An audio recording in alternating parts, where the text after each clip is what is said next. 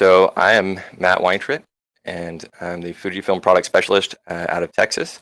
And we have with us here today the Fujifilm product specialist from Ohio, Christopher Gilbert.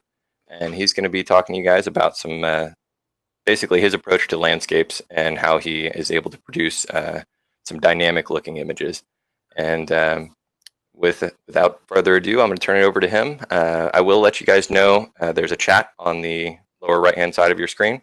If you have any questions or anything, feel free to write them in there, and I'll make sure that Chris is aware of them either during the presentation or if it's kind of urgent or poignant, or we'll just get to them at the end of the presentation as well.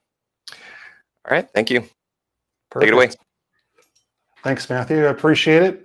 Just want to say thank you to Precision for having me here. I mean, this is awesome. I'm glad to be outside of my territory a little bit and talk about something that I love. So, boom, there we go. So basically how this class is I'm not here to make you a professional by any means, and what I say doesn't necessarily is the end-all be-all.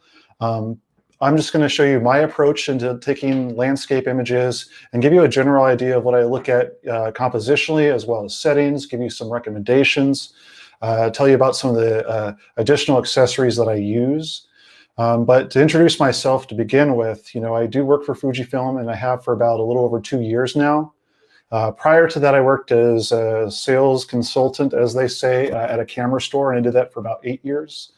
And before that, I worked as a park ranger for 7 years. So, that really is where I got my interest in taking landscapes. So I've been in this industry for about 20 years and making images for just a little bit longer than that. So my ultimate goal was to become an educator, and fortunately enough, I am now at that point. And landscapes, like I said, is my absolute favorite thing to photograph. People ask me, like, oh, you must be really good at this or must be really good at that, and I'm like, nope, just landscapes. So, I'm going to show you how to add motion to your images, kind of how I break down a scene in terms of foreground, middle ground, and background. And like I said beforehand, as far as a few accessories too. So how this presentation is going to work, I'm going to get into my equipment first, because obviously that's kind of the first thing that people ask me. What am I actually shooting with? And so just a fair warning, yes, I do work for Fujifilm. Yes, I do shoot Fujifilm cameras. These techniques aren't exclusive to Fujifilm, but there are a lot of settings on the camera that allow me to make my job easier while I'm shooting landscapes. So we're going to go into those a little bit. Then we're going to go into some of the techniques that I use. And finally, we're going to end up with composition. And so composition usually only covers maybe like 20 minutes, 25 minutes, and the meat and potatoes is going to be obviously the technique. So as far as equipment-wise, I actually have two setups. So I have my big print kit, as they so say, and I have my hiking kit, and I have my everyday kit. So working for Fujifilm, I do have the luxury of having multiple camera bodies. But I will be honest, this medium format camera right here, I'm taking less and less. Just how our images are displayed here, the image behind me that's actually on my wall was taken with the X-T2. It's a 40-inch by 60-inch print. So I'm having less qualms about sensor size anymore, and it's all about portability. So for me, sensor size dictates lens size. We all know that. So the ability to have, more lenses to choose from while keeping the weight under, 6 pounds, that really helps me in order to get to the place that I need to shoot. So if I am going to make a big print and I need to have that higher resolution and better dynamic range, that's where I'll take this kit. And so all of these here will cover pretty much everything that I do personally. So you'll notice for my shooting style, as we get further into this, I like to exaggerate small subjects in the foreground while displaying the background in a grandiose scene. So long story short, I shoot wide. So our other ex-photographer based in Michigan, Brian Manier, he's more of a telephoto guy. So this isn't a definitive end-all be-all. Align yourself with the focal length that you like. But for me and my style of shooting, I generally put my money where my focal length is, meaning that, if I don't use that range, I'm not going to buy that lens. I'm maybe going to buy the step down. So say with the next slide I'll show you, I don't have the 50 to 140 lens. I have a 55 to 200, and there's a little typo right here as a byproduct of that. I apologize. But each one of these are strategically picked because they are lightweight and portable. So this is the kit that I would shoot, and normally I'm using the 10 to 24. Like I said before, I really like shooting wide. So I primarily have that with a whole bunch of filters that I'll go into in the next couple of slides. The 16 to 55, that's kind of my catch-all. It's a nice mid-range. Again, these are all APS-C cameras on this one. So 16 to 55 is kind of like a 24 to 80. 10 to 24 is going to be very much like a 15 to 36. The 55 to 200, and kind of like what I was talking about beforehand, I use that maybe 4%, 5% of the time. So it's rarely on my camera. So I wanted something that was smaller, lighter weight, because with my tripod, I try to be under 7 pounds. I used to be that guy that would carry every single lens that I had, every single camera body that I had, every filter that I had. And I'm not kidding, I was carrying about 50 pounds every time I hiked up. And now I'm down to about, like I said, about 6 or 7. So it's a night and day difference. So the next slide is going to be what I generally use when I'm shooting kind of around here where I'm not really hiking. Coming from a film background, I love shooting Leica. I love the rangefinder style film-wise, maybe not digitally. Film-wise I did. So these are all M-mount lenses. When the X series were first introduced, we really only had 3 lenses to choose from. And so they developed this M to X mount adapter that could use the M mount lenses. And that's kind of what I did here. And you can see that all of my lenses, none of them are past the 75 millimeter mark. And again, that's just my preference. That's how I like to shoot. Generally, in kind of this display right here, the thing that I like most is probably the 21 f4. After the crop factor on the camera, I'm shooting around the 30 millimeter range, around about 32 or so. And that's just a perfect field of view for my style. If I had to choose one particular lens, the whole, 30 to 35 range is just a good utilitarian focal length. So again, this is all manual glass. I set up my camera differently for both of these. With Fujifilm, you can save your data files.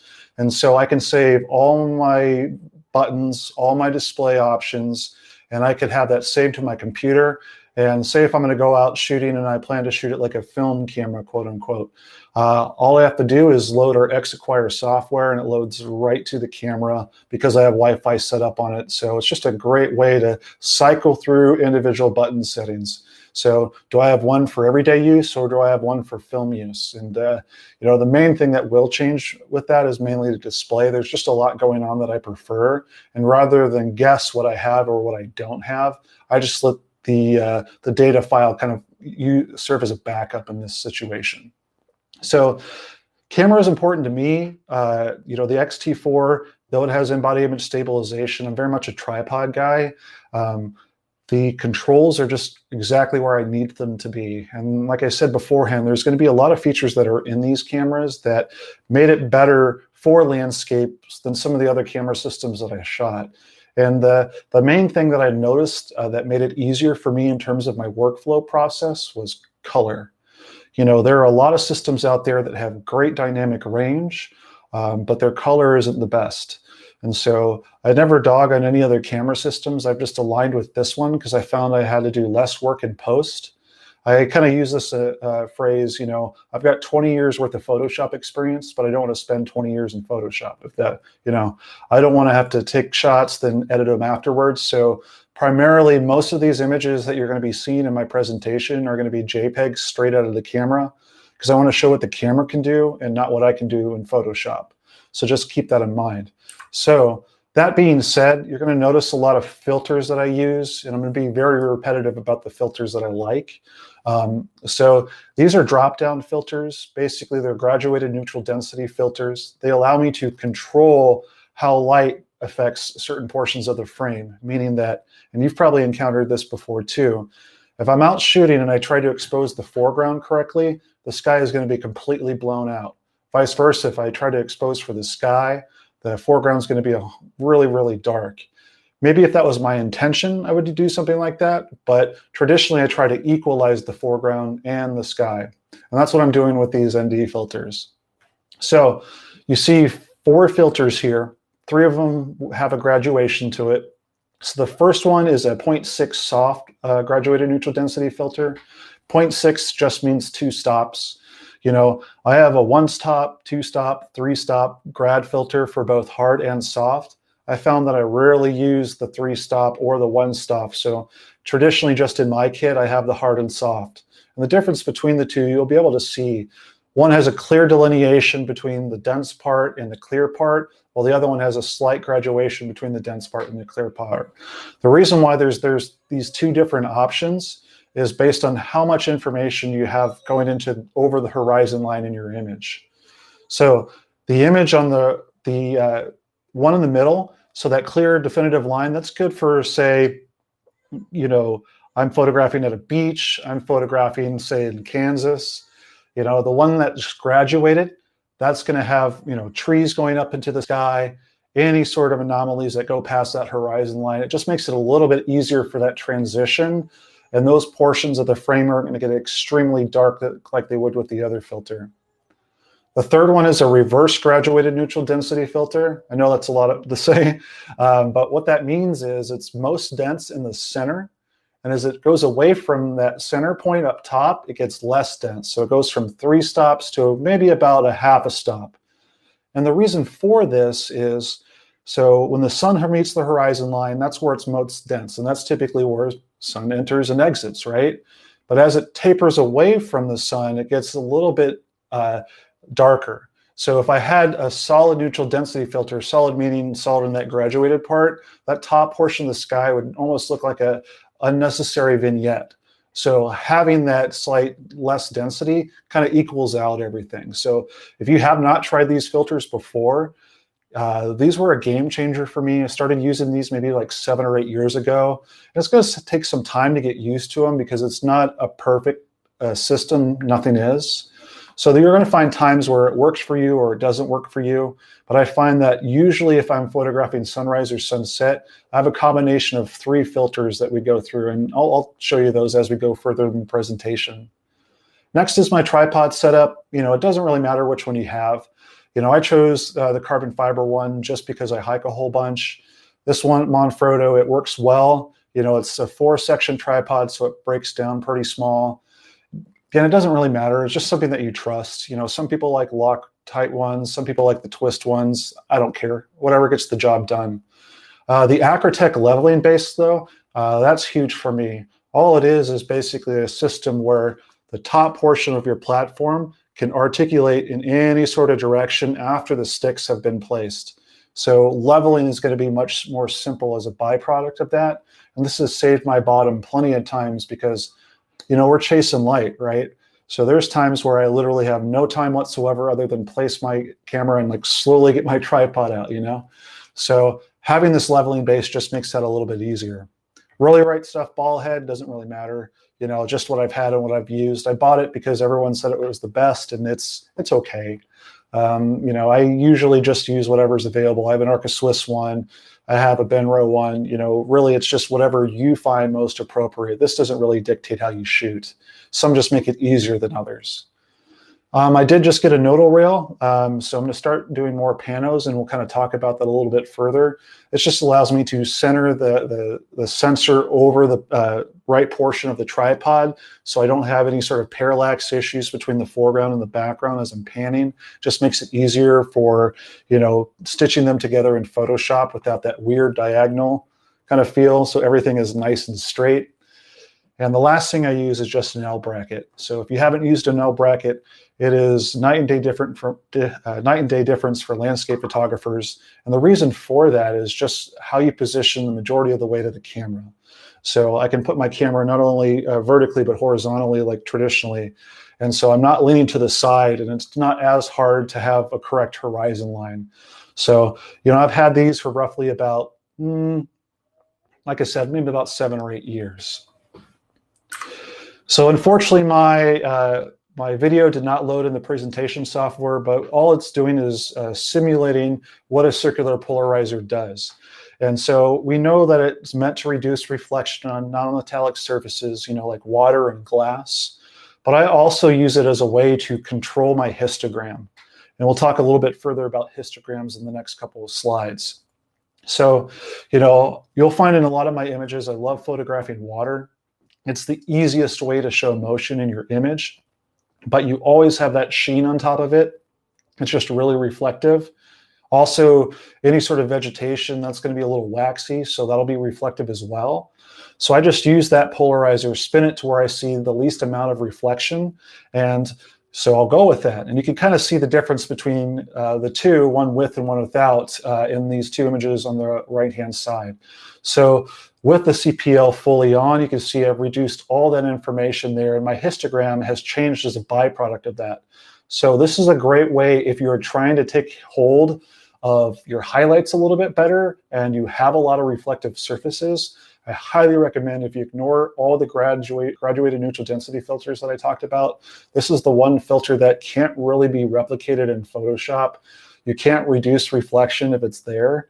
You can try to simulate graduated neutral density filters in Photoshop, and it does a really good job, but having more information with the raw file that you start off with those graduated neutral density filters just makes it easier in the long run. So as you can see here, here's the graduated neutral density filter on one of my cameras. So basically, it's just a system that attached to the polarizer here, and I can move it left or right and pull it up or down. And this just allows me to articulate it in any sort of direction. As you can see, there's my house down there. I've kind of angled it off to the side because that tree is jutting up into the horizon line quite a bit. But there is no exposure differences between these two images. One just has a filter and one does not. So I could try to bring down my overall exposure and try to get more information in the sky and just bump my shadows. But you got to factor in, you're going to get more noise when you're lifting shadows rather than reducing highlights. And I'll talk about that in a little bit too. So these are going to be kind of the effects that I get when I'm shooting these graduated neutral density filters. And I'm showing you kind of the things that I use in order to get the image. So every single setting that I use is kind of intentional. So I'm using a 3-stop reverse graduated neutral density filter. So the skyline where it is, that was very, very bright. I put the horizon line right there in terms of on the filter. And the 3-stop solid neutral density filter is merely used for me to take a longer exposure. You're going to find that in my images, most of my shots are over a second. And again, that's just my shooting style because I like showing motion within my image. Last but not least, the circular polarizer. That was mainly used to reduce the reflection around that secondary rock in the foreground. No, I did not place it there. I just got really, really lucky. But I wanted to create more contrast in order to make that rock pop out. And so rotating that polarizer reduces that sheen. So my luminosity difference between the rock that's under the water and the rock that's above the surface is much greater, so more attention is drawn to it. So I use that polarizer quite a bit when I'm trying to darken certain areas to exaggerate maybe a focal point that's within that area. So if we look down at my settings here, I'm using a GFX 50S. That doesn't really matter. I'm using a 23 millimeter, which is kind of like an 18 millimeter lens on a 35 millimeter sensor. So it's a really, really wide lens. So f/26, that's intentional. A lot of people say, oh, just f/16 and all I have to do is be there. And that's not necessarily the case. So when I'm choosing an aperture value, it's totally based on the distance from the closest subject to the furthest subject that I want in focus. So because it's such a wide angle lens, this rock is really only maybe 2 feet away from my camera, and I'm photographing downward on it. And the point where the rocks drop off in the distance, that's my depth of field. So f/26 gave me the appropriate depth of field for that particular range. And the reason why I don't overshoot it is I try to use a lower aperture number as much as possible because, usually your lenses are most sharp, f/7.1, f/4 sometimes if they're a 2.8 lens. So I really try to stay as low as possible and maximize my depth of field with some of the features that are in Fujifilm cameras because I want to get as close to sharpness as possible in terms of the best out of the system. With medium format, I'm able to push the aperture a little bit higher before I get diffraction. So I was okay with f/26 because of the sensor size on this particular camera. 13-second exposure. The reason for that was just to blur the water. I needed to take a 13-second exposure because anything before that, and I'd still have that definition. I really wanted to create kind of a dreamy type scene, and that's really what I got with this. And ISO 100, that's just my base ISO. In my next image, completely different sensor size. So this is the XT2. This is what's printed behind me on the wall. Same filters. So you're going to find that I use these almost all the time. So, my reverse graduated neutral density filter is right where the sun is, that darkened area. And then as it goes up, it drips off to nothing, like I said before. I'm using a solid neutral density filter to give me a longer exposure. And I'm using a circular polarizer to reduce the reflection off that main area in the front, just so I can see a little bit further in there and it wouldn't be more distracting than what the sun is, because usually your eye drifts to the brightest portion of your frame. I like to tell people also, yes, I know that the sun is overexposed, and that's okay. A lot of people just say, oh, I can just bracket and make an HDR image, and that's perfectly fine. There is no right or wrong way to make an image. Just know that if you try to expose everything correctly, and that's the only issue when I've seen people bracket at extreme exposures, the sun is okay to have no data in it. Your shadows are okay to have no data in it. So give yourself a little bit of leniency in terms of that. If your sky is overexposed just slightly, or you have no information within your highlighted area around the sun, that's okay. The sun is really bright. It's going to look like that. So XT2, 10 to 24 lens, f16. F16 was because the foreground subject is once again, 2 to 3 feet away from me, maybe around 2. So keep in mind that with a smaller sensor, my depth of field is completely different than with a larger sensor. I'm not going to get into equivalencies here. That's just not what I have time to do. But just keep in mind, you're going to see some things change depending on which camera that I'm shooting. 10 millimeters, that's just the widest portion. I like shooting wide, like I said, to exaggerate the foreground. This puddle right here is really only about maybe 2 feet across. And I can make it appear large as I want it to, depending on the viewing angle of my lens. 2-second timer, that was basically, not timer, sorry, 2-second exposure. That was just the exposure time that I got using in conjunction with the 3-stop solid neutral density filter. And ISO 200 is just the base ISO. I kind of use that as my starting point depending on how much wind. The more wind that you have, obviously the higher the ISO I need in order to freeze action, because those two are obviously go hand in hand in terms of affecting exposure. So histogram, I know a lot of people know about this already, but not a lot of people talk about is your JPEG properties within your camera are affecting your histogram always. So unless you tell the camera not to see that JPEG profile, everything you see on there as far as, blacks, shadows, midtones, highlights, whites, all of those are determined by what film simulation and what color profile you're actually using. And so, and I have a couple examples of this as we go a little bit further on. So, depending on what file format I'm shooting, it's depending on how I use the histogram as a tool.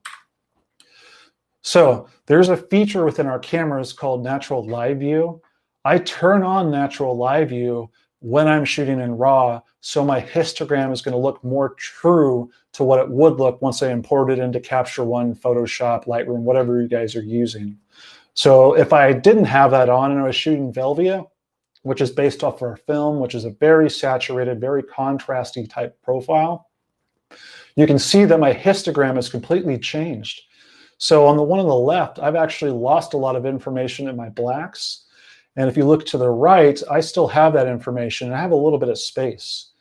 And so I turn on natural live view because there are a lot of techniques that you can use with this histogram, for maybe like bracketing, or there's a technique called expose to the right, where you expose as far to the right of the histogram as possible. And it would look overexposed when it's on the actual camera, but when you import it into whatever editing software that you're using, you bring down the exposure, because like I said before, bringing down the exposure produces less noise than bringing up your shadows in the exposure. So I know it seems like a lot of stuff to remember, but you kind of just make a whole bunch of mistakes, learn from those mistakes, and kind of move forward off of that. So there's plenty of times where, as I was getting used to it, I used to just shoot with a regular JPEG profile that was on there when I was shooting RAW. I tried to use exposed to the right, and I found that once I imported it, I had an extra room, maybe half a stop, maybe 2/3 of a stop, where I could have pushed it just a little bit more. And that might not matter, but if I'm aiming to get the best image quality out of my camera possible, I like to have a more true histogram. I don't understand why all manufacturers don't have this feature where they can turn off the JPEG profile. It's very, very helpful. So you also got to factor in the JPEG profile is going to affect your RGB histogram. So that's just a breakdown. The other one was luminosity. That determines, brightness of pixel. On your left-hand side is going to be blacks. On your right-hand side is going to be whites, and everything in between is going to be your highlights, shadows, and midtones. RGB is just readout from individual pixels on your sensor, and it's showing you what loss of information is going to be broken down in that color. So they might look close to one another, but they're not actually the same thing. That's going to be dependent on what kind of color you have in your image, since these will all mix together to make all the colors that your camera can see. I don't know if you can see within the image right here on the red channel, you see a little spike to the far right. On the XT30 there, which is the camera right behind those histograms, there's a little peak design, little aglet or whatever they call it. And so a little clippy thing. So that's where that spike is. So this type of histogram is helpful for me when I'm shooting landscapes, mainly when I'm shooting like fall colors. Mainly I pay attention to that, that red channel right there, because again, luminosity channel could look perfect, but if I don't look at my red channel or any of the other channels, I could be losing information there too. And you'll encounter this, you've probably shot a landscape, you're trying to recover your highlights, and now the sun is just a muted, kind of like a brownish tone. It's almost like you're trying to use, Adobe RGB in an sRGB color space. It just doesn't work. All your colors get shifted. And that's kind of the same thing. Your information isn't there because you're washed out in that particular channel. So yes, it's important. I don't use it all the time, mainly when I want to focus on a particular color because it's taking a majority of the scene. But I do recommend, if you have the capability of seeing this on your camera in live, use it when you're photographing, landscapes have a lot in the green channel, water has a lot in the blue channel. If you pay attention to this, as you regain highlights and shadows, if you have a lot of issues with color and how muted the tones are, maybe you're just looking at your luminosity histogram, and maybe you need to start looking at your RGB histogram. And again, this is primarily for landscapes. If I'm taking portraits of my kiddo, I don't care about that. Maybe the luminosity channel, but the main thing is it's already up on my screen. I have a function button set to it, and it just becomes second nature. So the next thing that, let's be honest, this is really what sold me on the system of Fujifilm. When I was shooting film, all your distance kind of setup is on the lens itself, so your distance scale. And so with Fujifilm cameras, they actually give you a readout. So I can visually see what my depth of field is based on my distance to my subject, based on my aperture value, and depending on what field of view I'm using. So for me, I don't even have to take the guesswork anymore. I literally can just set up my camera, know my depth of field in real time based on looking at my closest subject and my furthest subject that I want in focus. And I'm using this distance scale to put my focus point, which is the white in the center there, putting that right where the correct focus distance is to maximize that depth of field. So with Fujifilm, I can expand and I can contract that depth of field, and just by rotating the aperture value, just by zooming in and out, just by rotating the focus ring. And so I'm seeing all of this in real time. I like to use a hyperfocal distance, which is the distance you focus into the frame to maximize your depth of field. And I used to have to use an app for that. Get it out on my phone, tell the camera what sensor size I'm shooting, what aperture, what field of view, how far I'm focused into the frame. It just took too much for me in terms of being in the scene. Because I will be honest, I love taking pictures, but I also love enjoying the scene. A lot of times people are so involved with their cameras that they miss what they're actually seeing. And that's just as breathtaking as the picture you're going to actually create. So anything I can do to make my life easier, I'm going to. And that's where this distance scale really came in handy. So some other techniques that we have to offer, though I don't use as much. So focus bracketing is like exposure bracketing, but you're basically telling your camera, or at least in our system, the nearest point, the increments that you want to use, the number of shots you want to use, and the camera is automatically going to go from near focus to far focus and give you those individual shots, and they're going to be raw. So we don't want to build it in camera unless it's going to create that raw file for these. And something newer on our XT4, you can actually set the distance, close distance, and far distance. And the camera will actually go through these ranges when you're telling it. And the reason why I don't use this as much as I use hyperfocal distance is a lot of lenses have breathing issues. And so when you go from a near focus to a far focus, you're going to get a slight field of view change, right? So because of this slight field of view change, you're going to lose maybe 10 to 15% of your image, which is not a horrible thing, but you just got to keep in mind that, you know, don't place your focal point anywhere near to the edges of your image, or you're going to lose that. And that's just something that you kind of have to experiment with. And so for me, I just anticipate that I'm going to have roughly maybe a 1/4 inch, if I'm looking at the actual image file, around. It's almost like a border into the frame. Now we do make cinema lenses. I have one over here. I don't use that even though it has less breathing issues. I just kind of pay attention to it. And if I need real critical sharpness, you know, maybe I'll take maybe 3 or 4 images. I won't take 999, which these are capable of. That's just way too much. And so again, like I said, simplistic is better in this instance. So another thing to think about, and I know this is getting really nerdy to start off with. Trust me, it goes into some other things, and we'll go into them, but also my shutter type.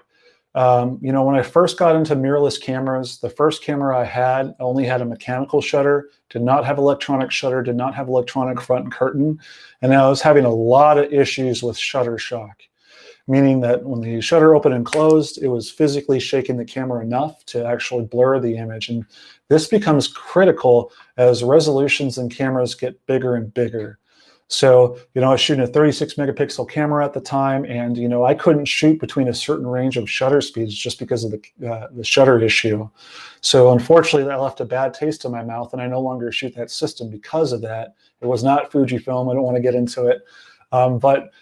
So you have 3 ones that you really concentrate on, even though there's more than that here. So your mechanical shutter, everyone's used to, front curtain and a rear curtains physically opens and closes. Electronic shutter basically is your sensor turning on and off, and it's doing it kind of like it's reading top to bottom. So it's making those frames. That's great and everything. You have no shock whatsoever, but what you do get is a dip in dynamic range. And again, what we're trying to get in landscapes is the largest dynamic range possible. So I shoot with what's called electronic front curtain. And what this does is it physically starts off the exposure electronically, but it concludes the exposure with a mechanical shutter. So I still have the same dynamic range as the mechanical shutter, but I don't have the shutter shock issues at the beginning of the frame because it's all electronic. There's no movement. So I tell my camera to obviously do this. And, you know, all of our cameras have some sort of my menu or some sort of quick menu. I use my menu sort of like a checklist. I have things that I use within that on a regular basis. So I hit my menu button and I look at these settings. I'm like, oh, did I set, you know, mechanical shutter? Oh, did I set, you know, say natural live view? So I'm paying attention to this, and I use that because it is hard to remember all these things. But once you go through it, it'll become second nature. The other options on the screen are basically just different options within that, either combining 2 shutter types together. So for me, I choose one type and one type only. An electronic electronic front curtain isn't great for everything because you're going to have a slight little delay, or it feels like a delay at the beginning of the frame. So also, if I'm whipping the camera around, you might have a little bit of rolling shutter on the tip of that as well. So here is the meat and the potatoes. We're going to talk a little bit more technique-wise. So for me, in terms of showing motion within my images, flowing water seems to be my favorite. So typically when I photograph a scene with water, obviously we kind of have an idea of how to make water look like it's moving, take a long exposure. All I recommend doing is matching your shutter speed to the speed of the water. Faster the water is moving, the faster the shutter speed you can get away with in order to make that water look blurry, and vice versa. If If you have slow moving water, you're going to have to take a long exposure in order to make that water look frothy. So if we look at this scene right here, I'm shooting at 2 seconds. And so for this particular shot, there's a multitude of issues, but I'm in 35-mile-per-hour winds.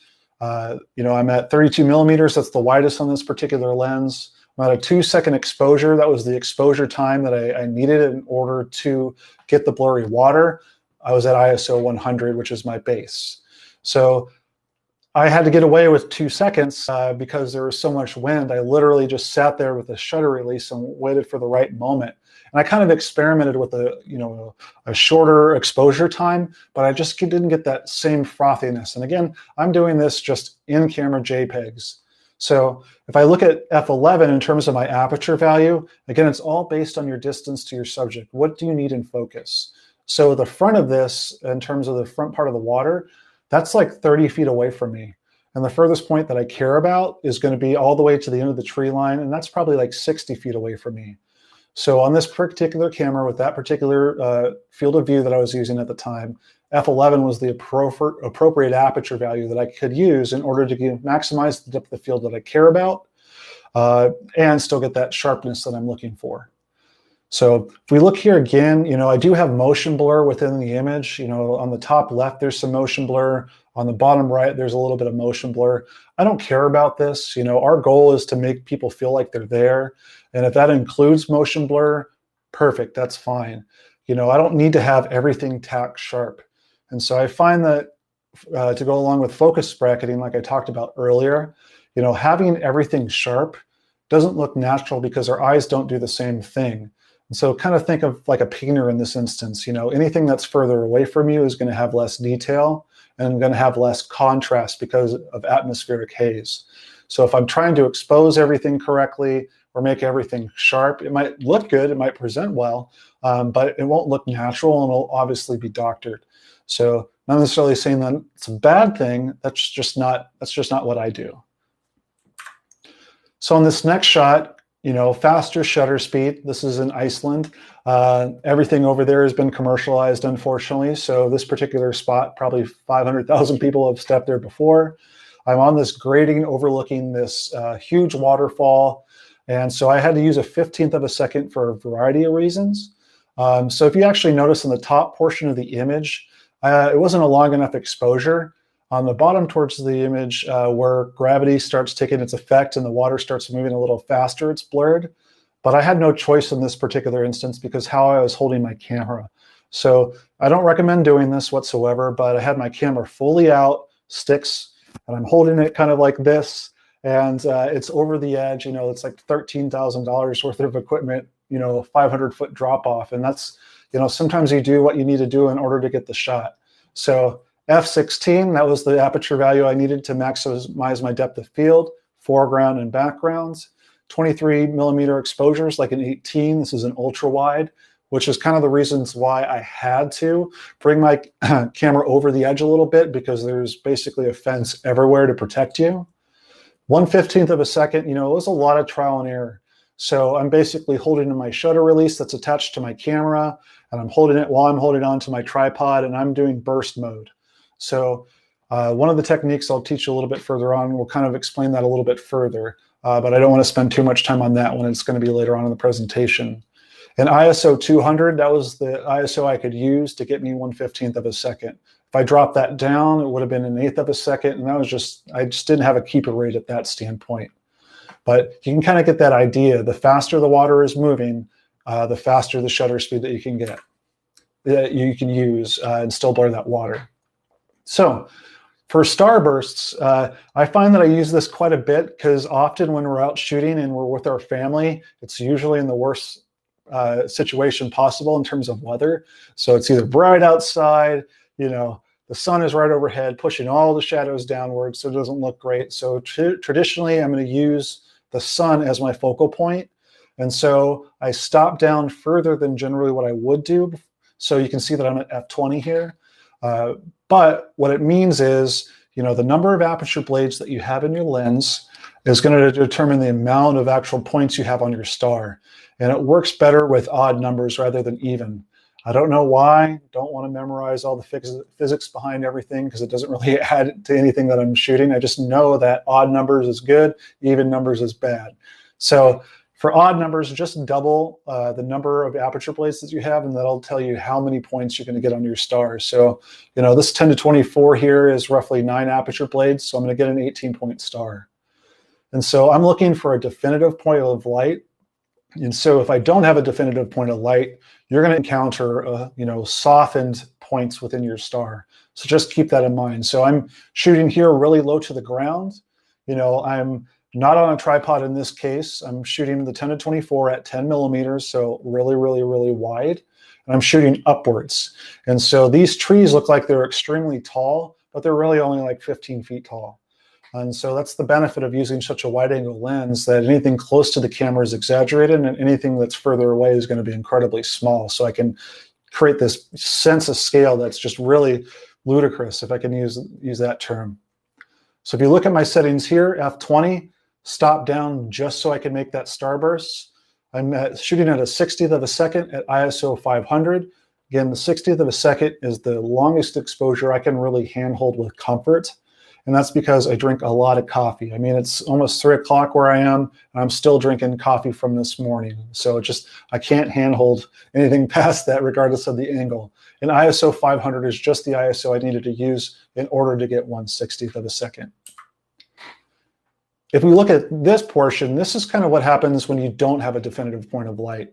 So I'm photographing on top of Pikes Peak in Colorado. That's where I'm originally from. They open it up 2 times during the year in order to photograph sunset off the top of Pikes Peak. It's absolutely beautiful. And of course, the time when I went there, overcast. So right below all those clouds is a city of Colorado Springs. So I'd had no chance whatsoever in order to capture this cool cityscape of a small city with the grandiose sea, and it just didn't happen. But, it is what it is. You kind of just work with what you got. So the sun was coming right above over the horizon line, and those clouds are right in front of it. And that's why it was diffused a little bit. So of course my points within my star are going to be diffused a little bit. Nothing I could do in this instance. Compositionally speaking, and I'll harp this a whole bunch once we get into the composition portion of the presentation, I recommend, if you haven't tried it before, always include a foreground, middle ground, and background. And so in this particular image, it's pretty obvious my foreground, middle ground, and background. But also pay attention to how that foreground, middle ground, and background kind of work with one another in terms of drifting off into your frame. If you look at how the hills and valleys kind of overlap into one another, it almost creates a zigzag pattern right into the sun. A lot of this is intentional, and I'm using the clouds and the darkness of the mountain behind it kind of contrast one another to kind of make those 2 people that end right where those 2 points are in the front portion kind of be another focal point along the line of that. So I start off the sun, follow my eyes down to that point, and I see that I have 2 people. And I could remove them. I don't want to. I generally try not to within my image, but I wanted to have them there as a sense of scale. This is a huge, huge mountain that I'm on top of. So when I'm using these filters, I used a filter in the last image and the image before, I do encounter a lot of reflection if I'm photographing directly into the sun. So there are some times where I do have to blend my exposures together in Photoshop. It takes me 30 seconds tops if it's not a complicated scene. But traditionally what I do is I'll take one image with the starburst, and I'll have one image with my thumb over the sun, and I'm going to blend those 2 images together in post, just in the reflected areas where I have obvious reflection from my filters. If I don't need it, if I can fix it by just tilting my camera downwards or upwards just slightly, I'm going to do that. But if I have a subject that's really close to me, because that's my focal point in the foreground, you have a higher probability of having that reflection with those filters. Just keep that in mind. So again, thumb over the sun and you're good to go. So for hand holding, which traditionally I don't do when I'm shooting, but sometimes I have no choice. We've probably heard this before 1,000 times. You want to use a shutter speed that's slightly faster than what focal length they're using, including the crop factor if you're not using a 35 millimeter sensor. So for me, I always err on the side of caution. I know there's image stability in the lens or image stability in the body of the camera that's going to compensate for X number of stops, depending on what it is. You know, I'm the type of person that doesn't care about noise within my image, so that doesn't really concern me. You know, I have images printed at 40 by 60 that are, you know, 6400 ISO on an APS-C sensor. No one's going to pay attention to that other than you and maybe another photographer, and they're just going to tell you how they could have made that image better than you could. It's usually how it is, right? So for me, I'm okay 800, 1600, you know, 3200 if I'm able to get that image that I have in my head. And that's basically what your film speed is there for, to get you you know, a hand-holdable shot. And so I'm using ISO 800 on this particular image. I'm shooting at a 90th of a second at f7.1. And so the reason why it was 7.1 is because I accidentally hit the aperture ring on our lens instead of f8, which would have gave me 1/60th of a second. I'm at 7.1 at 1/90th of a second. But luckily enough, my subject is far away from me, so I could have probably used either and still got a great image. So you've used binoculars before. You know, you try to hold 10 times binoculars versus 8 times. There's only so much you can do to try to keep it in, you know, your focal point within that frame. And it's the same way with your camera. If I'm using a 300 millimeter lens, it's so much harder to keep still than using a 10 millimeter lens. It's just night and day difference. And that's kind of why I'm erring on the side of caution. I'm using a shutter speed that's as close as possible, and I'll use it without taking into account my image stability. So another technique that I use, and I was kind of telling about earlier, if I lose my tripod, which I did in this particular case, you know, this is when I was in Thailand. I wanted to capture this beautiful, beautiful sunset, and I want to get the waves moving to show that motion. And I left my tripod on the taxi, sorry, in the taxi. So basically what I could do is I put my camera into continuous shooting, and I'm just popping off 3 or 4 frames.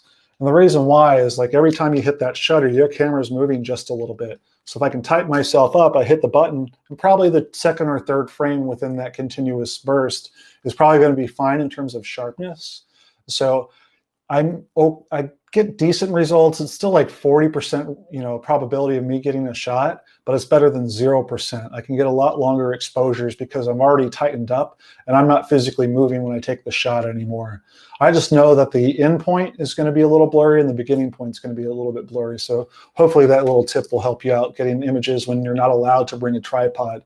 So many people are doing that these days because there's, you know, because of social distancing, or just not enough space in the area. You know, I think, I'm trying to think of where the places in Arizona, Page, Arizona, where you can't bring a tripod anymore. So a lot of people are using techniques like this in order to get a longer exposure than usual to either A, get better image quality because they're dropping their ISO, or they want to show motion. So exposure bracketing, I know we talked about this earlier a little bit, comparative to focus bracketing. You know, I'm using bracketing more so to look at my image on the computer and see which portion that I like a little bit better. And so I usually don't bracket extreme differences in terms of exposure. I'm not talking 2 stops. I'm not talking about 3 stops. It's usually a 2/3 of a stop, maybe 1/3 of a stop. And that's just really to see, hey, which is the most important portion on the of the image that I want. So on the one to the far left, is the shadow detail the most important image that I want? If so, the image is going to be overexposed a little bit. The one on the far right, do I want highlight detail? Well, the image is going to be a little bit dark as a byproduct of that. And so I do this just as a little bit of a buffer too. You know, what if I have something in my middle image that I don't want in there? I can use the other bracketed shots to blend together if it really came down to it, which rarely happens, but I have had it before where, say there's trees moving in the frame that I didn't notice beforehand that detract from my focal point. That's when I blend them together a little bit, but I'm going to try to make that other exposure look closer to my main exposure that I'm using. So just keep that in mind. Also keep in mind, you know, when you're bracketing, what exposure mode you are in. So there's a huge difference between what bracketing does between program mode and aperture priority mode. So I just kind of broke it down here on the bottom. So if you're in program mode, if you do not dictate an ISO, all your settings are going to be changed. So you have no control over depth of field, shutter speed, anything like that. If I'm shooting aperture priority, it will bracketing just changes shutter speed if I choose an ISO. That's it. And that's traditionally if I'm on the fly. So, and you guys have probably encountered this before. The light just turned fantastic. You're trying to set up your camera as fast as possible. For 99% of the times I shoot manual because I just have more control. But if I need to get the exposure as close as possible and 0 times flat, I'm going to shoot an aperture priority. Shutter priority, don't recommend it because your aperture value is going to change, and we don't want that because your depth of field will obviously change. And finally, manual. The only thing that's going to change, which again is shutter speed, if you dictate an ISO. So aperture priority, manual, those are going to be your best friends if you choose to exposure bracket for landscape photography. So this is where we get to a little bit of fun in terms of choosing what lens to use in order to create a relationship or create separation. And so if you look on here, this is in my front yard. I had to cut wood one day. I'm like, I need to do this. I'll just take this picture. And so as you see here, I'm at my extremely wide point and I'm really close to the subject. I'm only about 2 feet away from this log and the background looks really far away. And so as I back up and zoom in, since I'm changing my distance to the subject so much, the background is going to appear like it's closer to the foreground. I can create that relationship.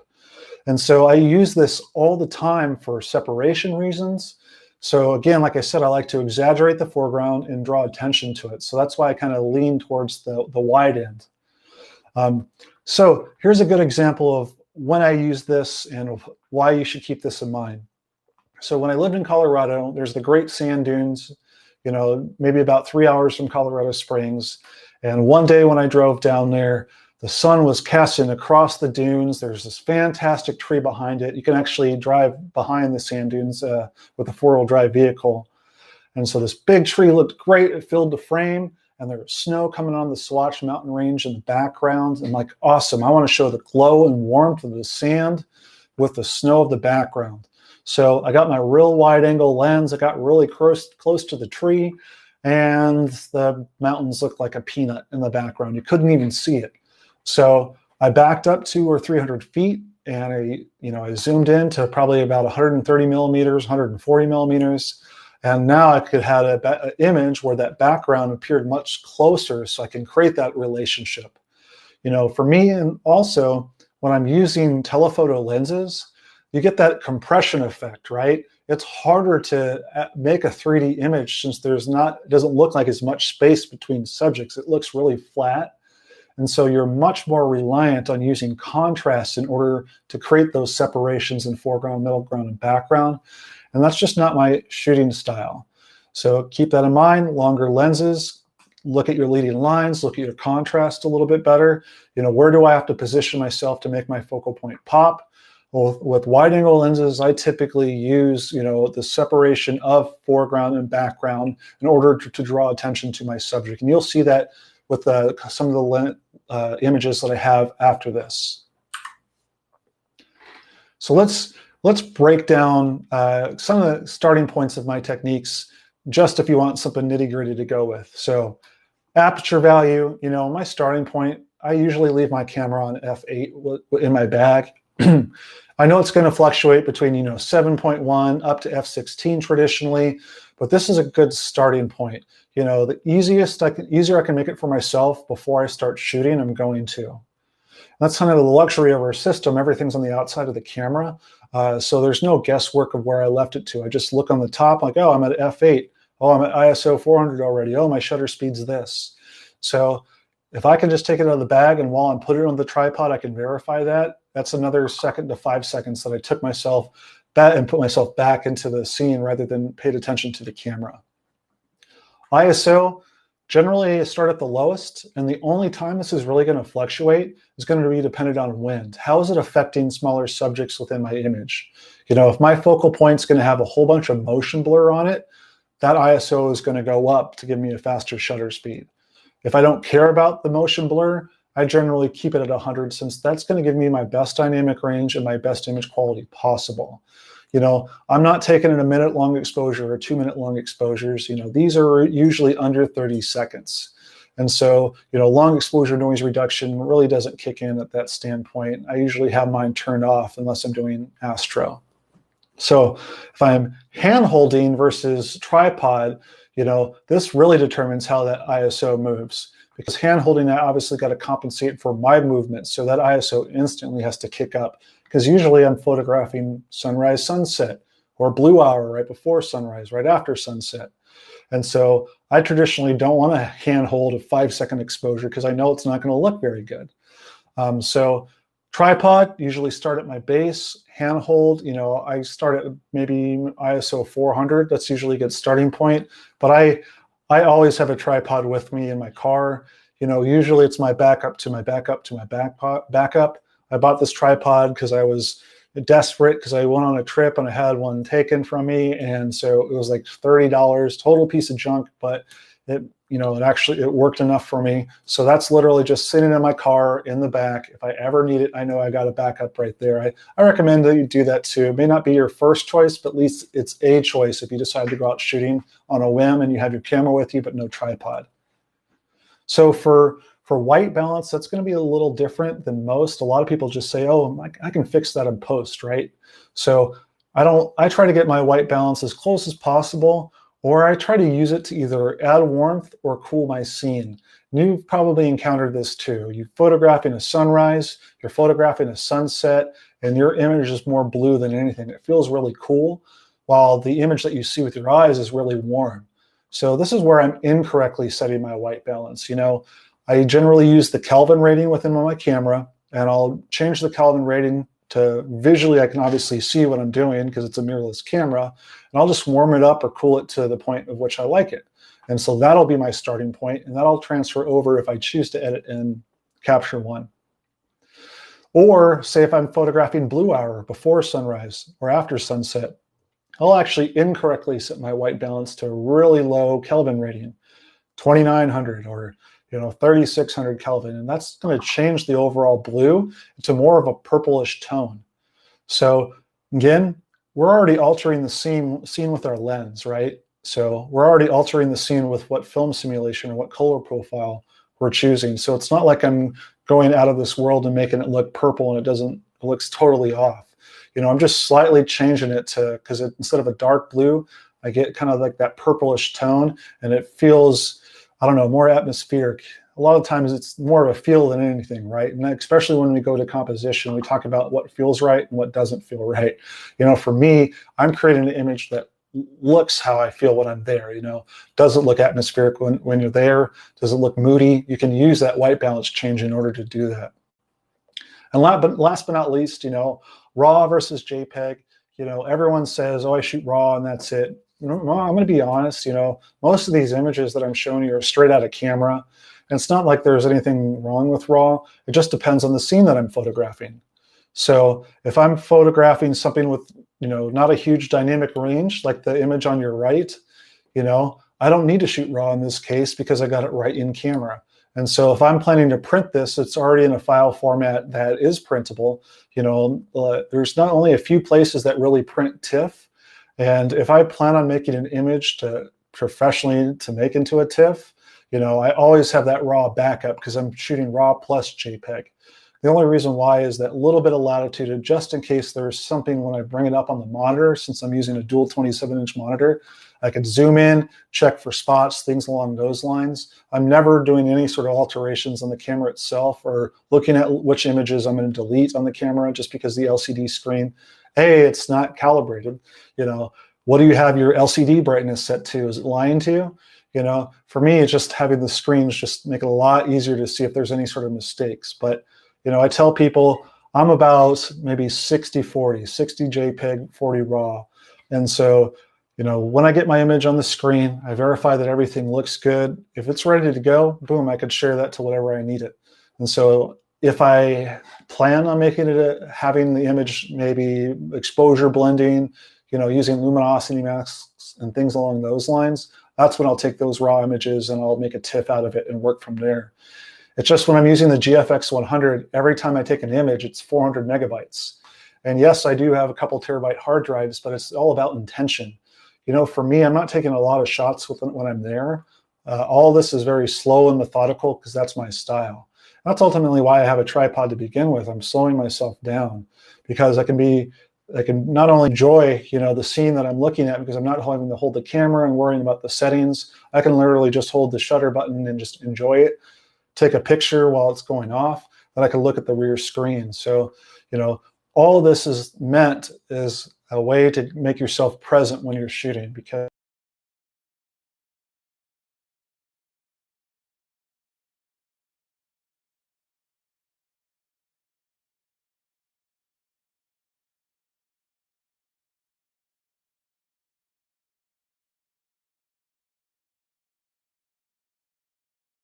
Me, we lost you for a second there, audio and video, and for everyone else, if you can hear me, we'll get Chris back just as soon as we can.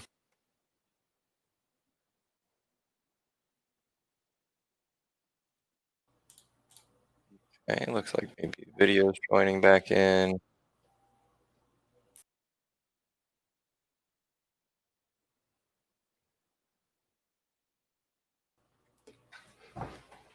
Matt, can you hear me? Yep, I can hear you. Video looks gray, and the presentation is on now as well. So I'm going to keep the presentation up for now. Can you see that, Matt? Yep, we can see the presentation. Perfect. The video, maybe just try toggling the camera off and back on or something Yeah, I've like already that. done. Okay. Sorry, guys, I had a connection loss. For whatever reason, it doesn't want to work with me today. I've had that before. So I'm going to continue on. You don't necessarily have to see my face. I'm probably doing you a favor. I'm going to try toggling one more time.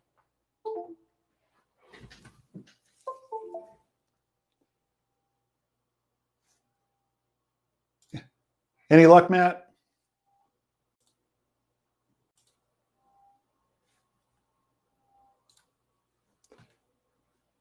Can you guys hear me?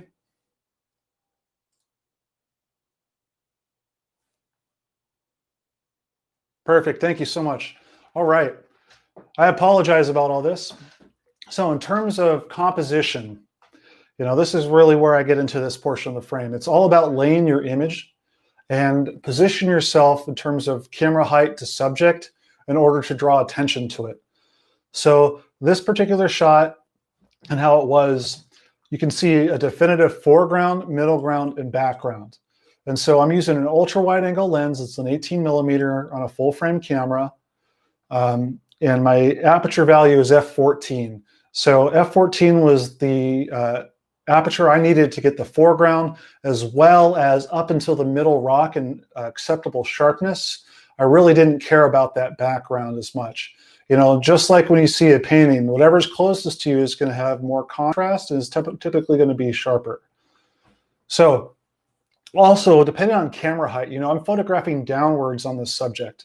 So, and the reason why is I wanted to create more separation between the rock in the foreground and that small tree and the rocks in the background. If I'm photographing on an even plane with the tree, this thing's only about 2 feet high. That tree is going to blend in with the rocks behind it, and the exposure difference is so close that it's not going to pop like you see it now. So there's a huge contrast difference between the actual water and the rocks. So because I'm photographing downward on that, I can get that separation, and also I can use the space between the water and the focal point as a leading line. So if you actually look through here, right at the horizon line where the sun is setting, there's a little starburst, and the water where it's reflecting is going through that and leading up to the main focal point. Now, the sky is like that too. That's mainly me being very, very lucky. I didn't plan that out. I didn't have the potential to. But to kind of get the idea, I'm paying attention to what I do have control over. I typically set up my tripod, put my camera on top. Okay, this looks pretty good. Well, then I remove my camera off the tripod, and I'm just changing my perspective just slightly. Does it look better when I'm photographing downward, upward? Is there anything that's distracting? So if there is, I'm obviously going to reposition myself. And, a lot of people say, oh, why don't you just do that, first before you set your tripod? And again, it's just one less step. I already got the height that I want. I can just plop that down and go from there. It just makes it easier for me because everything's already set out. And so you're going to find that I talk about this quite a bit. Let me go back to the last one. I want to talk about one other thing with settings and having it be okay that you make mistakes. This shot is roughly like 8 or 9 years old now, and I'm using ISO 50, and I'm using 4-second exposure, and so I should have used a higher ISO. I'm using a non-native ISO on a different camera system. And so usually with non-native ISOs, you do have a little dip in dynamic range as well. And it's just something that you learn over time by making mistakes. I didn't need to take a 4-second exposure in order to make the water look the way it was because it was extremely calm. I could have easily got away with, ISO 100 or 200 and have, a 1-second exposure, something along those lines. But again, it's all trial and error. And this is kind of, this image too. And ultimately what made me remember this is, I'm shooting f/22 in this particular image, and I don't necessarily have to. It's one of those things where I did shoot that because I thought I had to in order to get the exposure time. This image is like 9 or 10 years old. So sometimes you just got to make those mistakes to get to that point. So foreground, middle ground, and background, middle ground can be your focal point. It doesn't have to be all the way across the screen. As you see the trees right here, they are serving as my middle ground. And it's just a way to separate the top of the sky in terms of frame and the bottom of the frame below the trees right there. Sometimes I try to create equal distance. It just seems to frame it a little bit better, but that's totally dependent on you and how you want to isolate your subject. And, I know a lot of people harp on, rule of thirds, rule of thirds, rule of thirds. And I will be honest, I don't really use rule of thirds. I try to look and see what feels good in my image. And I know that seems like a fairly hokey thing to say, but it's hard to teach yourself composition, but you can learn all these different techniques. I use Photoshop, and when I go into the crop mode, I can put different overlays on them. Do I want to look at the golden spiral, golden ratio? Do I want to show triangles, things along those lines? Experiment with those rather than just doing the overlay on the back of your camera. They work okay, but I find, rule of thirds is just blunt in terms of, hey, my subject is off to the left or off to the right. And golden ratio is going to be like that too. But it's just not going to be as square-like. The middle section is going to look more rectangular.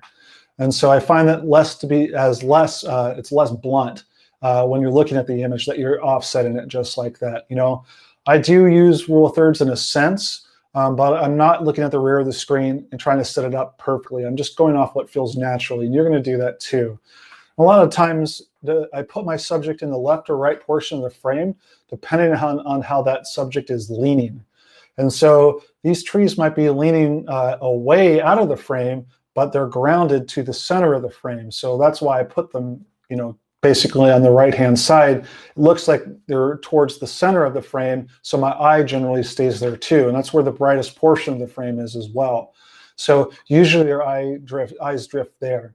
So if my trees were leaning the other way, I'd probably put them on the left-hand side. So keep that in mind when you're choosing left, right, up and down, whatever, that the subjects that you're photographing might lead the eye outside of the frame, depending on if they're curved or depending on how they're leaning. Again, like I said, foreground, middle ground, and background. I'm going to beat this into you 100 times. I think this is my last slide, so I'm not going to go into it and make you suffer on this portion. But I just try to reiterate that because so many of my students, they take this wonderful image and they're just utilizing the middle ground and the background, which is the sky typically, which is not necessarily a bad thing if that's your intention. It's just you're losing so much resolution, and you can make a tighter composition when you include some foreground. Use it as a framing tool. Does it frame my focal point? For me in this particular shot, the red in the middle, that's close to my focal point, and I'm taking a long exposure trying to make that water white because there's such a huge contrast difference between that and the water. So my eye instantly goes into contrast changes. And you'll notice that a lot of times I'm using the foreground. I'm trying to make equal distance to the sky. That's totally going to be dependent on, what the sky is actually looking like. If it's a boring sky, I might adjust. So, and that's what you get in this slide. So this is off of Pikes Peak again, same time as I took that other image, and there was not a cloud in the sky when I was photographing north. I really wanted to get that atmospheric haze and the pink that came across that. So, I photographed really, really low to the ground. My camera's faced downwards just a little bit, so I'm getting more of that foreground. And I'm using that to frame my focal point, which is kind of going to be those two mountains in the middle on the left-hand side. And so once again, the skinniest portion of the foreground frame is close to the size of the sky. So I'm photographing downward because if there's no sky going on, I'm obviously going to exclude it. And this is where wide-angle lenses typically excel. If you're trying to take a foreground shot with a telephoto lens, you're looking at a foreground that's pretty far away, and you're going to have to rely on that contrast in order to make it a contrast change between that and the middle ground. You just have to be more intentional about what's behind you. With this particular shot, having my camera low and photographing that low portion of the ground, that worked great in this case. If you don't have any foreground interests, like I said beforehand, you're really going to have to rely on how interesting that sky is. So if you don't have one, that's a whole bunch of dead space that you're wasting, and you're no longer going to have 26, 50, whatever megapixels you have on your camera. So in this particular shot, I'm elevated high and I'm shooting downwards. And the reason why is to separate those rocks, right? So if you separate these rocks, I can actually see each individual one, and I can see the water flowing in between them. So if I'm photographing to eye level to those rocks, they're just going to all blend together. And so be very intentional about your camera height. I find that a lot of people just photograph at eye level, and that's not where there's, it's most interesting. I'm fairly tall, I'm 6'4". I know you can't tell because whatever reason my video is not working any longer. But, even raising it higher than eye level allows me to create a drastically different scene than what anyone else is going to see, especially with such a wide angle lens. So just keep that in mind.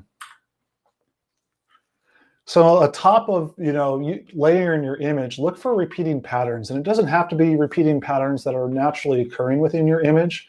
That starburst technique that I mentioned earlier, I'm using that in this particular case because I wanted to match the yucca and how it looked. And I wanted to create a relationship between these two. And I could do so using a high aperture number. So now this one, as you saw in a lot of my shots, I tend to lean towards the right-hand side in terms of putting my focal point. And this one, it's on the left-hand side. And the reason why is those flowers that are right above that yucca plant, the dead ones on the end of the branch there, it's curved. And if I put the yucca on the other side, on the right-hand side of the image, that curve would have been pointed to the outside of the frame. And so it's leading me away from the image. And my ultimate point is just keep everyone there. So that's why I had to position on the left-hand side. And you're going to get a feel of this. Use your hand, put it above, put it on your LCD screen, maybe put it in front of your lens and see what adds to your scene or what takes away from your scene. If it takes away from your scene, remove it if you can. I'm not saying in post, I'm saying it from there. Change your perspective to your subject. So you can see that I also have some black underneath the yucca too. And that was totally for contrast difference. So, I wanted to have the black down there be close in terms of overall brightness to the darkness in the sky. That kind of creates that natural framing in the middle there to draw attention to that yucca. So again, I know it's just a lot of us like, okay, well, how do I remember all this? And it's just, a lot of the times you just hold your camera up to the scene and look at it from different angles, but you got to include camera height into them and look at your focal point and look on how it leans. Otherwise, you could be leaning your eye completely out of the frame. And so that's where you have techniques like leading lines. I'm using a naturally occurring leading line right here. I'm photographing sunset. This is at a park. And so a whole bunch of people all around me. There is nothing in the foreground, anything interesting going on. So I'm like, okay, I guess I'm going to have to use this stick, right? What else can I put in the foreground to make it look cool? And so I'm basically pointing myself in direction and using the naturally occurring erosion of the lake there and creating this little S curve that brings the eye to either the sun or either the stick in the foreground. And once again, you can see here, this is kind of like what I was saying earlier, where I'm trying to regain information in my highlights, and now I'm just getting muted tones like you see in the sun here. And again, this is all trial and error, but this is a great example of, hey, I'm trying to do the best that I can. I've learned from these mistakes now, but this particular shot, I should have doubled up on my graduated neutral density filters to darken a little bit of that portion so I could bring a little bit more detail within those highlights. This is an older image, so I didn't have as much dynamic range, but you can see how I'm now getting that muted tone when I'm trying to recover those highlights. So also you can use, person-made, items, person-made objects to be your leading line too. And so in this particular case, I'm using the fence there, leading myself into the frame. I would have liked to use more of the fence, but again, there's a little sign right next to me, like, don't wade in the water, something along those lines. So obviously I'm just changing my perspective to eliminate anything that's unnecessary within my image. And I recommend you do so as well. So again, foreground, middle ground, and background. The sky was somewhat interesting. It was overcast, so I excluded as much of the sky as possible, and that's why you have more foreground than in terms of more going on in the foreground than the sky. And so I just concentrated on using that block of trees as my focal point because there was nothing else going on. I was using the fence there in order to create another element within it to create a foreground, and that's ultimately what I did here. All right, so negative space. So these are not old images, I promise. The one on the left is. But once you learn rules, I recommend that you break them. Just keep them in mind, So none of this has to be followed. I'm just trying to give you different ideas. And I know some of this you've probably heard already, and I'm just reiterating this. This particular shot on the left, all I had was a really, really beautiful sunset. That was it. And, I didn't know what to photograph. So I'm like, oh, there's a weather vane. I'll just photograph that. And, it looked okay. But using the trees on the left-hand and the right-hand side, once again, really created that frame to keep that eye in there. And though I have a whole bunch of negative space in there, it's going to be retained. So just keep that in mind. Even though that these don't have a foreground, middle ground, and background, they kind of do if you look at it from the aspect of, a 3D aspect where I'm looking into the frame. My background's the sky. My middle ground is going to be the tree behind the actual weather vane. My foreground is going to be that weather vane itself. So again, everything doesn't have to be in focus in order to create depth. And so the trees are slightly out of focus, which gives the illusion of depth within your image. And so that's another way of just layering those images.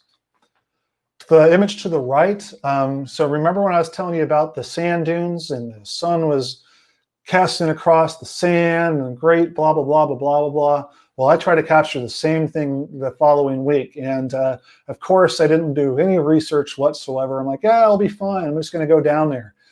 Yeah, it was a dust out. So it was 30 to 40 mile per hour winds. You couldn't see half a mile in front of you. It was just dusty. So that was my fault. Pay attention to the weather. But it was a great instance on, making a minimalist image with what you have. So this is not a sepia tone image. I did no color alteration to this image. It's just all flat, very muted, earthy tones. Nothing going on in the sky, so I use that to my advantage. And everything else within the scene, it's a lot of flat plains. So all I had was small brush. And so there's one or two trees out there. So I use that as my focal point, and I use that negative space and that contrast between the sky and that tree in order to draw attention to it. So contrast. So again, this is huge. I mean, we're always following light, right? That's our jobs. And so it's making your focal point contrast against the background will draw a lot of attention to it. So if we look at this image, I'm photographing this white lighthouse, and I had to put myself very, very close to the ground. My camera is almost on the ground. And the reason why is there is a building behind it, and there is a slight ridge over the edge that had a little bit of sand on it. And so that sand was a brighter color and blended in with the overall lighthouse. So positioning myself to the foreground not only gave me the ability to include the foreground, middle ground, and having a background, but I eliminated all those portions on all that distracting stuff within the image and made this lighthouse really stand out against the blue on the sky. So in this particular case, I'm not using a graduated neutral density filter. I am strictly using a circular polarizer. So that polarizer obviously lightens or darkens the sky or reduces reflection, but I'm using that for creating contrast. And if you guys are black and white shooters, this is huge. You know, if you're shooting black and white and you want that sky to be a little bit pronounced, you bring down the exposure by rotating that circular polarizer, and it'll make that kind of lighter gray into a darker gray against those white clouds. Really bring a lot of attention to it and a lot of drama to it.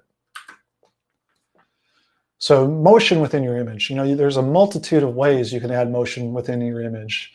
For me, a lot of the times it's going to be water. I have a slide in the next couple of slides that even portray that, but I'm going to find a way if I, you know, the image that I'm taking, if it doesn't have any sort of motion within it and it looks stagnant, I'm looking for any way that I can. So, you know, I woke up one morning, a huge fog bank rolled in. This is in Ohio now.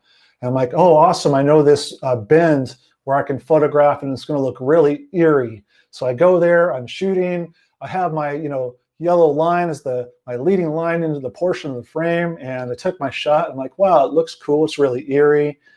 It's very boring.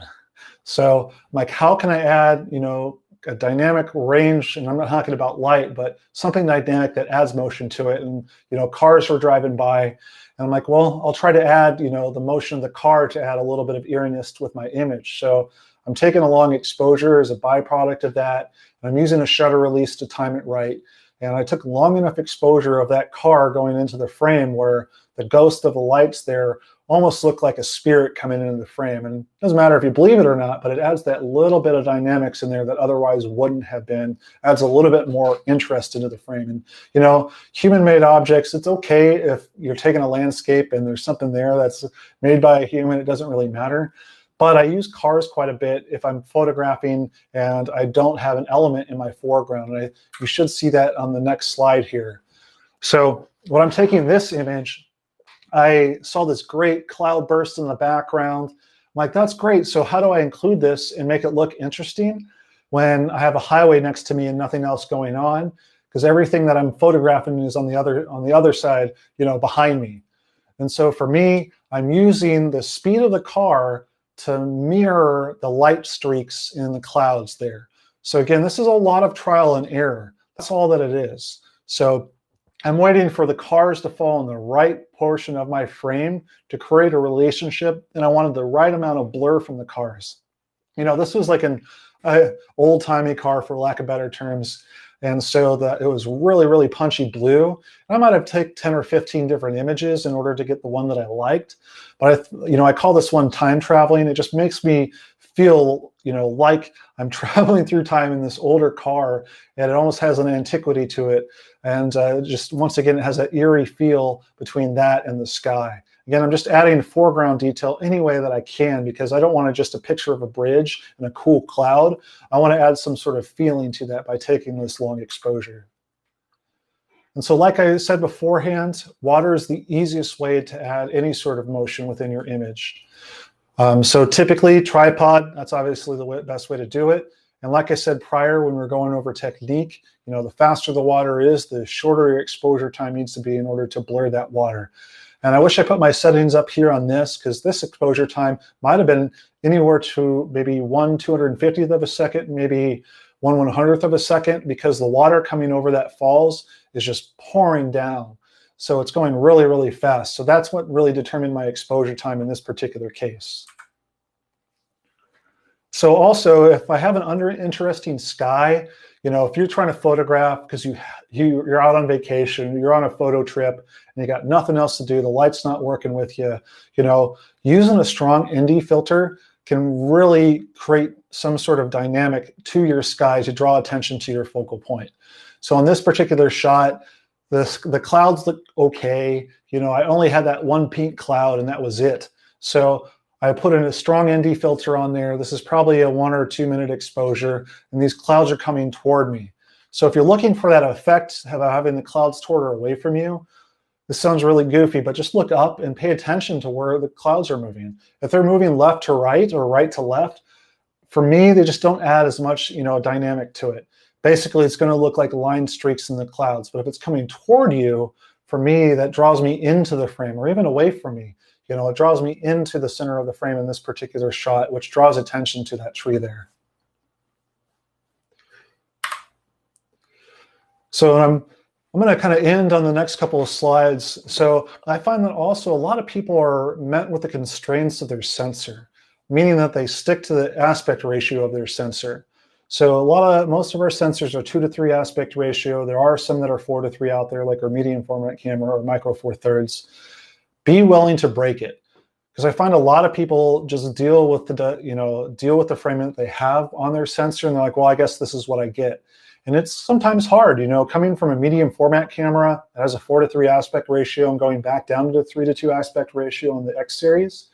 2:3 looks so wide in comparison.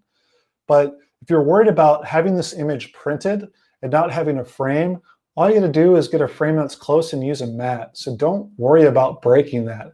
The composition was stronger on this image as a 16:9 aspect ratio. My obvious foreground, middle ground, and background just was more equal.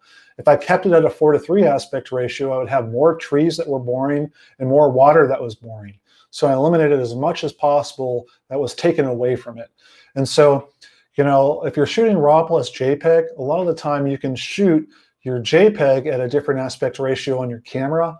And typically the RAW file will be the 4:3 aspect ratio or 2:3 aspect ratio on your sensor. I can't speak for all manufacturers, but this gives you a little bit of help in terms of setting up how your image would look compositionally if you have a few options on there. This particular shot was taken with our medium format camera, so I have 5 or 6 different options in terms of crop on the camera already, so I can visually see what my composition will look like at a different aspect ratio. But I implore you, please don't just always shoot it 3:2. Otherwise, you're losing a lot of potential to strengthen your composition.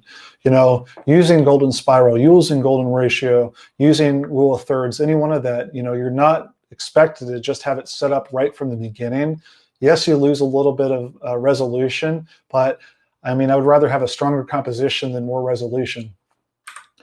Same goes with this one. This wasn't meant for Instagram, but that's kind of what this looks like.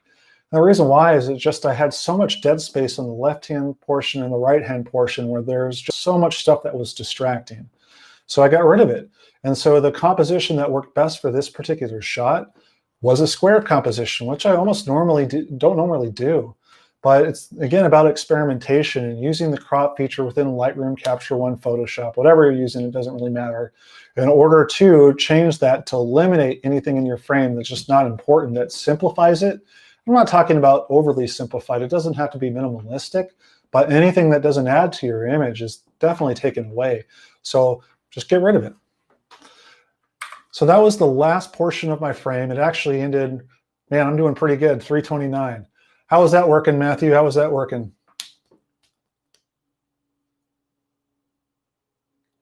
Did he leave me?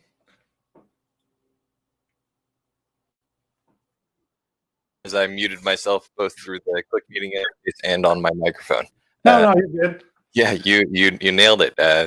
Hour and a half exactly. So I'm timing their lunch breaks for that is appreciative as well. So I just want to say thank you to Precision and thank you for Matt for being here. I know we had a little bit of technical issues as far as the video.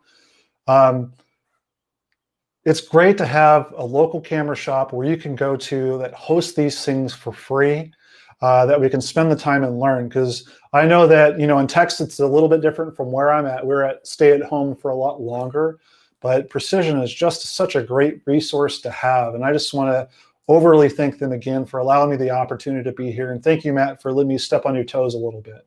Oh, man, we're happy to have you. I'm sure that all of our Fuji fans that like to come to a lot of our different classes and workshops and things are happy to see a fresh face. And I definitely appreciate you hopping on and giving the presentation. Not to mention, it's also just great to hear perspective from somebody who does a different type of photography than what I do. So I think it's really a great opportunity for us to share. And I'll happily hop on something in the Midwest and share, whatever knowledge I might be able to. So Sounds looking great. forward to it. Appreciate it, Matt. All right. With that, I don't see anybody else putting in questions. There's a comment about your cute baby, and then a bunch of thank yous. It seems like everyone's very happy with the information you presented. I don't see. Yep. So I'll answer Fred's question about accessing the video. Yeah. Precision camera. Bryn is already on top of it, so they've got some stuff posted up on their YouTube, and I did earlier in the chat also put a link to their Facebook, which has some of the stuff that is not on the YouTube channel. Maybe it just hasn't made it to the YouTube channel yet, but between their Facebook and their YouTube, I think they've got just about everything up there. So you guys will be able to review this later and maybe catch some of the spots that you needed repeated or something like that. Thank you guys all for coming, and enjoy the rest of your Monday.